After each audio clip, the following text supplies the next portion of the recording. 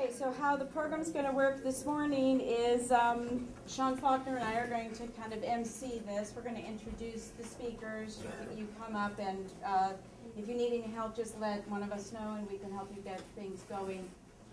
And I think that's about it for this morning. So why don't we get started so we don't run over on the program too badly. And our first speaker today is Dr. David Schwartzman. He's the professor of biology at Howard University. Now, I'm not a professor of biology. No, you're not. I actually started at Howard almost 40 years ago in geology. We had a geology and geography department, and I was a geochemist. I'm a geochemist or biogeochemist. And they closed our department down, so I joined the Department of Biology. I didn't have to change my office. Actually, Lynn invited me to speak here in 1990. And I don't think it was in this room. It was an older room. And I remember I had a hole in my pocket, and the change kept on rolling down during my talk.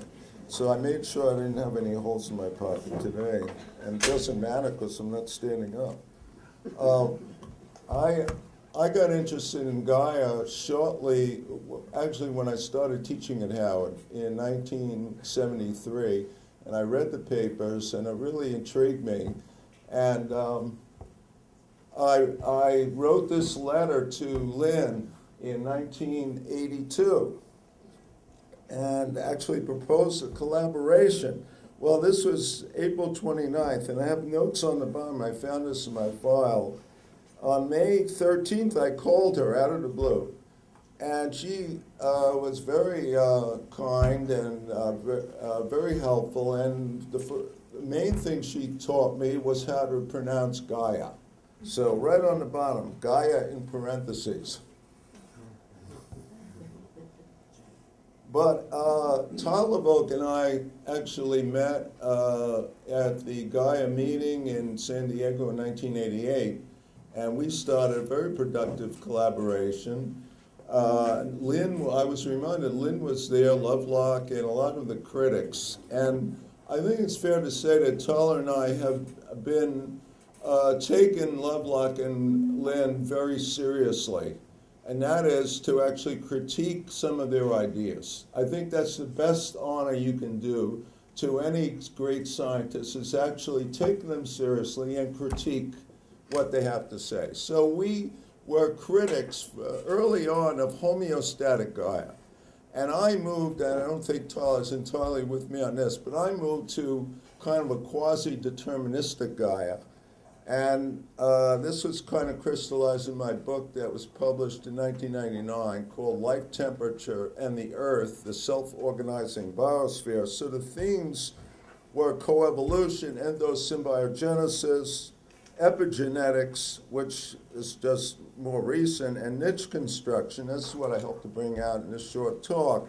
And this figure was shown yesterday by several speakers, and I put this in my book. Lynn sent me this color copy, which I never returned, by the way. My book was in black and white, but this figure was in my book in chapter 8. Well, this kind of gave me kind of a stimulus to explore the history of land biota.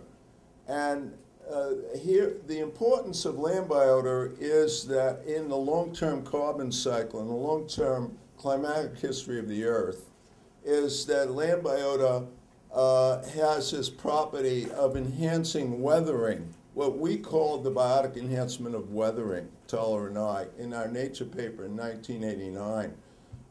And we looked at the history of the land biota, the evolution of land biota, and how this ability to essentially cool the planet, that is, create the same carbon sink for a lower temperature and lower CO2 level in the atmosphere that would balance the volcanic source over geologic time. And this was from my book, and full of speculation like anti-lichens. An anti-lichen would be like cyanobacteria, where the photobiont with heterotrophic cells embedded in it, the anti-lichen. And actinolichens, which have been really neglected. Apparently they found one living one, and people have synthesized them in the lab, but actinomycetes very likely preceded fungi, and so there might have been lichen-like biota on the land before, early on, maybe even the Archean.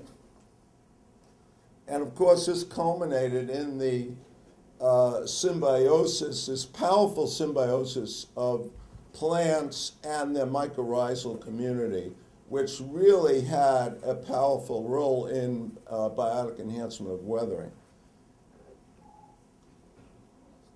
So my provocation, basically was to argue that the evolution of the Earth's biosphere is close to be deterministic, that if you play the tape again with the same initial conditions, you'll get roughly the same outcome. Simon Conway Morris and Gould had a really interesting debate in Natural History magazine quite a few years ago, and Gould took the position, please warn me when, how much time? Gould took the position that the origin of life was deterministic, but the outcome was very random. Conway Morris took the opposite position, and I basically argue both the origin of life and the general pattern of evolution and the coevolution of the abiotic part of the biosphere and the biotic would be play out pretty much repeatably. And of course, we ultimately, I think, will live to see a partial confirmation of that when we detect biosignatures of Earth-like planets around sun-like stars. And I like to tell my class that this will be soon.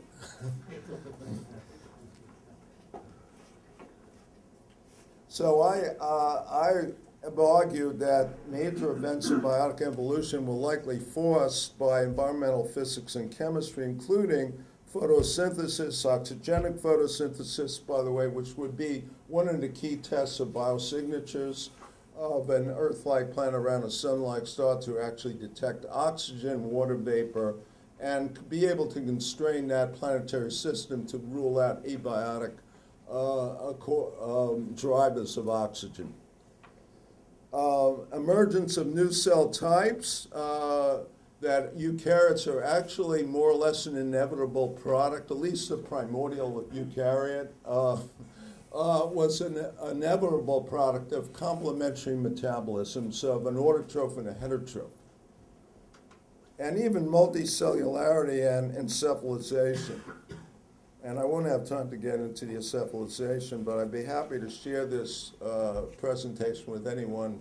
I'll send you a PDF, which has a lot of references. So surface temperature, free oxygen and carbon dioxide levels, I think, were key constraints in biotic evolution. And this is a compilation of the upper temperature limits of life and the approximate time of emergence. And this was actually noted a long time ago by, what was that astronomer's name, who was part of the steady state, Fred Hoyle. He actually published a paper in the early 70s on this.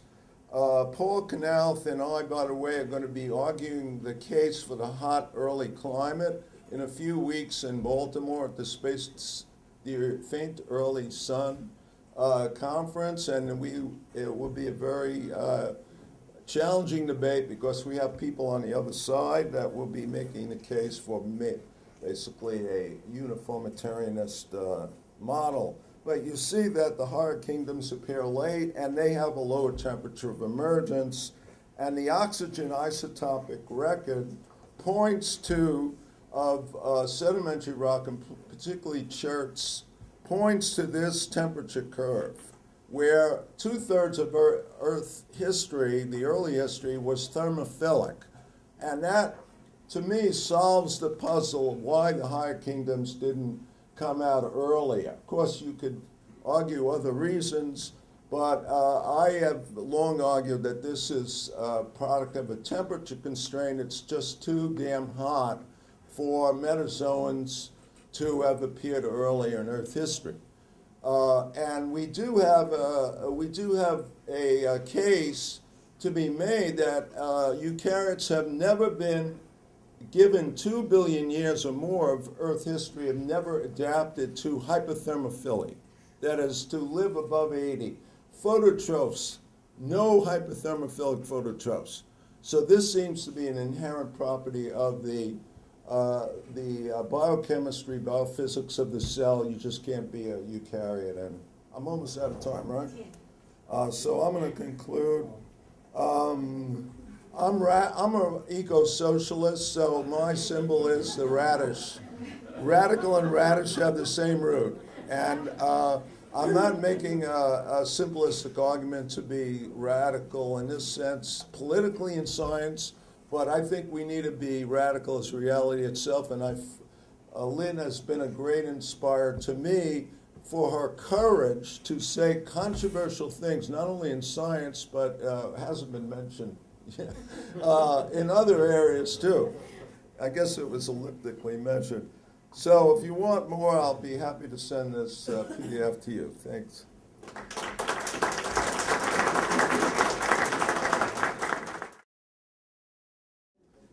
So I came into the Margulis lab during the probably the mid to late Rooseveltian era in the early Menina region, and I was asked for specific dates, and I'm not sure how to. That's just too minor on the geological timescale. So I'd like to just share a couple personal notes.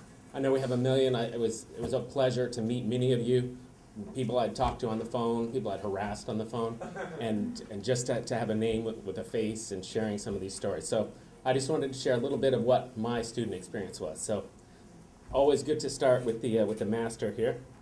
And this is how many of our days sometimes started up because someone got up way too early.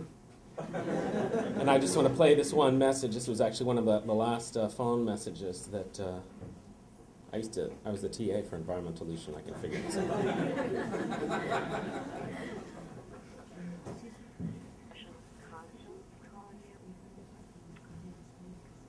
Dr. Wier, this is your professional conscience calling.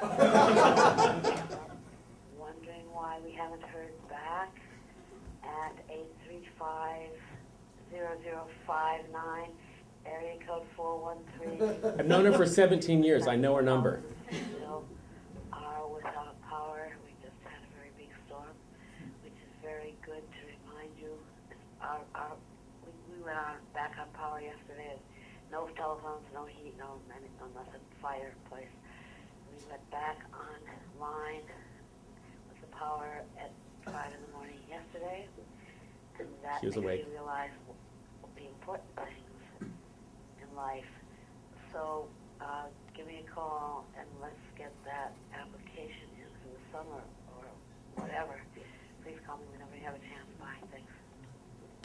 So no one ever, once having gotten in there, stopped working. It was sort of one of those unwritten employment contracts that obliged you. So I started out in one of Lynn's classes, and I had it was a protist course, and I think I started this ambitious project with trying to do some electron microscopy on a protist. It was something fun. Aaron Hazelton was another student, and it had everything to do with not writing a paper. So we went and did this work, and we got along. Lynn took a shine to us, and we somehow got invited to work in the lab. And so on my second day walking into the laboratory, I was accosted by Lynn. Got in the front door, and this man is there, and she says, "Oh, you've got to meet Peter. You've got to meet Peter Westbrook. Here he is." I don't know who this man is. He was very excited to be there to talk to us, and so she quickly took this picture, and I was like, "Well, he was very excited to be there. We were talking in conversation. I had no idea much of the language they were talking about, and I said, this is he's probably onto something here. So we'll have to stick around a little bit to see how this goes. So I'm just going to walk through a few of the pictures or a few little short stories to kind of keep it light. As I was told by the people that gave a hug and maybe cried a little bit with me earlier. So we'll keep it real light. So after the 2 days, I was called on the phone. I forget whether it was either Michael Dolan or Lynn called me, and they said, we've got an opening on the Symbiosis Conference. It's in Halifax. Can you go? And I was like, I'd love to. And she says, well, we're leaving in 45 minutes. And I'm glad that I got to go. And, they were just, amazing. You can maybe recognize many of these biologists here. It was just a really good time. We'll quickly go through these for, I think we just had a lot of fun. I learned a lot. I kind of got up to speed a little bit. The hands-on teaching and the science. I was Lynn encouraged us. My first teaching gig was at Smith College, and I got my hands dirty here. This is a fischelated cow here, and we were looking for the entadyniomorphs and the isotrex that were in there, and we had a really good time of that. But I think that the ability to get one's hands in there and to be persistent and help clean up occasionally was always high on the list. Now, we did mention the student talks that were there. I think I want to call her Jenny, but Jennifer mentioned the sleeping through the student lectures as teaching environmental evolution. This is me in the picture, so I didn't take the picture. I'm on the right there. And this is Lynn over here. I think she's just catching up on a little bit of beauty sleep. But she did pop in probably 3 questions there at the time right after the lecture.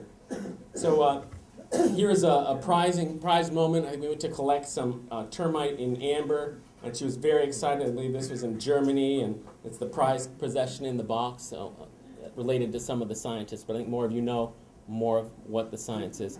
Lynn liked to have fun in science. There was no separation. There was no lines to be crossed. They were always there. This was her. I think I twisted her arm and forced her to go and stand in front of the dinosaur at the Berlin Zoo there. She had a good sense of humor. Here we have some Michael, what do we have going on here? Termite flagellates here, some hirsute termite flagellates, and Lynn was making light of some other hirsuteness there. She was just so taken. So if we did a phylogenetic tree, he wasn't far off there. No, but she was always being fun.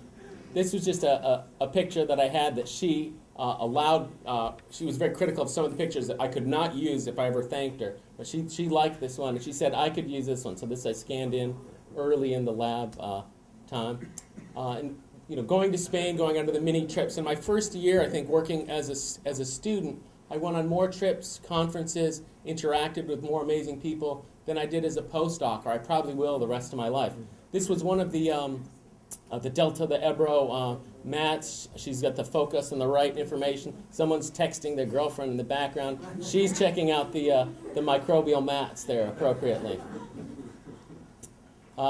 In the bio, they did talk about Lynn having her yerba mate, so here she is in the kitchen having her mate. I thought that was an important one to include. Steve Goodwin, we were in Cadaqués in Spain, took time to talk here. I thought that was a nice picture. Monica Soleil over here as well. Really that was one of my favorite and enjoyable research trips that we went on. It's another terrific picture. We know most of the players here. How am I doing on time? Who's cut me off? 2 minutes yet? A minute? Got about a minute. Yep. Oh, no problem. Our environmental science trip. Here we are, Lynn, at the Dali Museum. I don't know if you were allowed to sit down on that particular exhibit. A few other pictures. These will all be included. I'm happy to share and extend them. Lynn was, as a friend, a scientist, a mentor, and also in loco parentis. Here she is at my wedding. I think one picture of all the family members there at once. And at that same wedding, when I guess she didn't give me advice not to do it, but as we were trying to drive away, she gave me a homework assignment that kept me 25 minutes going off there at homework, as well as the environmental evolution DVDs. And I said, right on.